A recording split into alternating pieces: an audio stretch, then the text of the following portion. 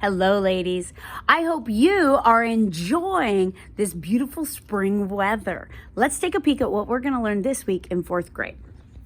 Inside of your packet, you're going to find your lesson plan as well as your green at-home checklist. Your purple math is in there for this week, as well as your multiplication and division facts. We're going to be reminded of factors and multiples at the beginning of the week. Remember, factors are found inside of the number. For example, two numbers that multiply together to get 10 would be 2 and 5, or two other numbers would be 1 and 10. So 10 would have 4 factors. Whereas the multiples are when we start multiplying it and they're bigger than itself. For example, multiples of 10 are 10, 20, 30, 40, 50, 60, 70. 10 goes into all of those. We're also going to be talking about prime and composite numbers, and those two things are going to help us to be able to start working on fractions.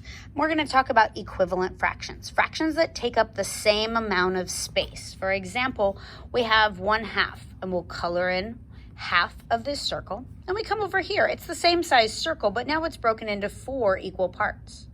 So we have to say, well, how many do I need to color in to be able to show that that takes up the same amount of space? Well, that would be 2 over 4. Then I'll start asking, well, how did you get from 1 to 2? How did you get from 2 to 4? And you'll find that you treat the numerator and the denominator the same to multiply to get an equivalent fraction. We're also going to be reading chapters 19 through 24 in Charlie this week, and we have some new vocabulary. And we'll be reminded of the vocabulary we used last week before we take our chapter quiz over chapters 13 through 24 with that vocabulary. Remember that we're not going to be using our book on those ones.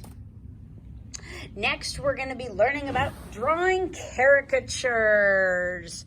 What happens is we practice this week on how to draw caricatures. We take a blank piece of paper and we put it up over the top, and we can trace the hair that we would like our caricature to have. Then we have more hairstyles. Then we turn the page and we pick a face. We trace that. Then we pick ears and eyes and a nose and a mouth and little bodies. Just one though. And we start drawing little caricatures. They're pretty fun to be able to do. But next week, we will be choosing characters from our story to draw, and then we'll be finding adjectives that help us to describe them.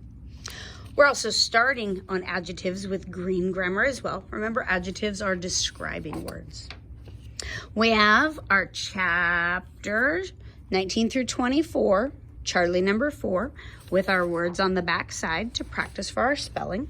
We have our oral reading fluency. Again, you're reading it 3 times, starting right up here. And it comes directly from the book, so you can feel free to do it from the book and just write in the answers or write in your scores that you get on the bottom. You have where, and you have your handwriting for this week. Then as we get into science, we're going to be talking about foods that give us lots of energy and help us to be able to have a balanced menu. You're going to be looking at pages 173 and 175 in your packet, as well as in your book. But you're going to be able to make up a balanced menu for someone your age. What would be some foods that you could eat for breakfast, lunch, and dinner, as well as snacks and drinks throughout the day that would give you energy that would help you to be healthy? Also, what types of exercise you could do as well. Then you're also going to be completing a page inside of your workbook. For heritage, you're going to be finishing up that rough draft, and you're holding on to it because you'll start looking at reading it aloud, checking for misspelled words, checking for complete thoughts, capitals and end marks and spelling. Then you'll be able to use the next few weeks to be able to make your poster board as well as to type your rough draft. You could also write it in cursive too. Then, we're going to be working this week on a Mother's Day present. And we're going to be thinking about some adjectives to describe your mom. We're going to be thinking about all the poetry that we wrote before Christmas. You could write a poem about your mom. including Bible verses about your mom and a special message to your mom. We are going to be making little origami books, and we pull on these. See if I can do it one-handed. Pull on these, and it opens up into an origami book where you will be able to write those adjectives about your mom. Write that poem about your mom. Add a Bible verse and that special message to your mom. I went ahead and made these for you because they take quite a while, and a video for them I didn't have ready for you, so I made it for you.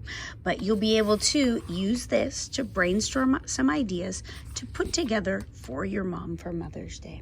I hope you ladies have a wonderful day, and I'm looking forward to seeing all your good work. Oh, by the way, please know this doesn't need to come back to me. You can bless your mom with it on Mother's Day. Bye. Have a great day.